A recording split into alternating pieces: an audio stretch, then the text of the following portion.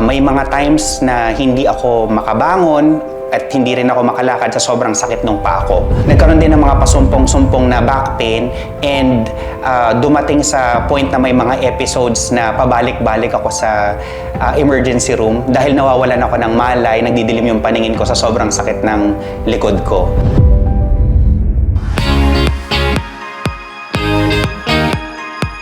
Ako po si Cryon Idmilao. I'm 40 years old, a dad of 2 from Pampanga, and a former BPO Senior Training Manager. Kahit madalas nasa bahay lang, babad ako sa workstation. Minsan wala pang tayuan yan ng 8 to 12 hours. Tapos pag umaga naman, nag-aasikaso ako ng mga bata for their school and their therapy sessions. For 3 years, I've been struggling to manage my cholesterol and uric acid levels. Bukod sa age and lifestyle, may family history din kami nung mga ganitong klaseng condition. So, hereditary talaga siya.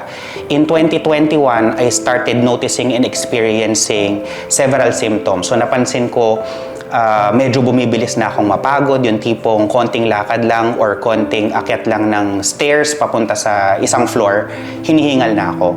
Tapos nagsimula na rin yung mga joint pains sa knuckles, saka sa paa. Yan na pala yung gout attack.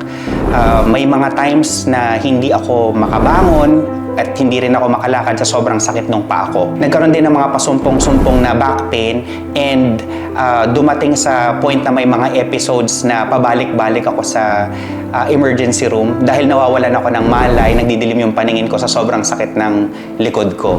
So at that point, nagpa-check up na talaga ako. I had myself checked and they found out sa blood chem ko na mataas nga yung uric acid ko. And na-diagnose din ako ng hyperlipidemia. So, niresetahan ako ng doktor ng maintenance meds. Nasa 720 pesos every 10 days din yung maintenance na yon. So, that's around 26,000 a year.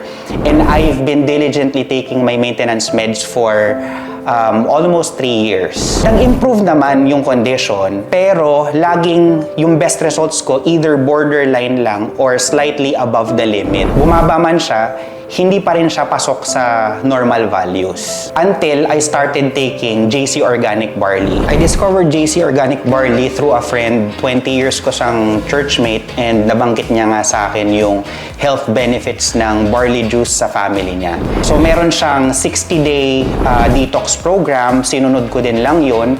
Kung nakaya ko nga yung 3 years ng maintenance meds wala naman siguro mangyayari sa akin kung mag-take ako ng something na organic kasi alam naman natin na safe naman yan sa katawan. And napansin ko, first 2 weeks pa lang, nag-subside yung back pain ko and nawala yung pain ko sa joints. Kaya tinuloy-tuloy ko lang siya. Tinapos ko yung 60 days. Nagulat talaga ako kasi normal na lahat ng resulta. Yung uric acid ko dropped from 484 to 274. Tapos yung cholesterol naman, nag-drop din from 6.7 to 3.76. So parang nangalahati lahat ng baseline results ko. And never tong nangyari doon sa entire time na 3 years na nagtitake ako ng maintenance medication. Kaya I'm very grateful talaga, saka happy ako na nakilala ko yung JC Organic Barley. Sa totoo lang, favorite ko yung JC Organic Barley juice with my busy lifestyle. Diba? Very ideal and convenient siya. Number 1, napakadaling i-prepare.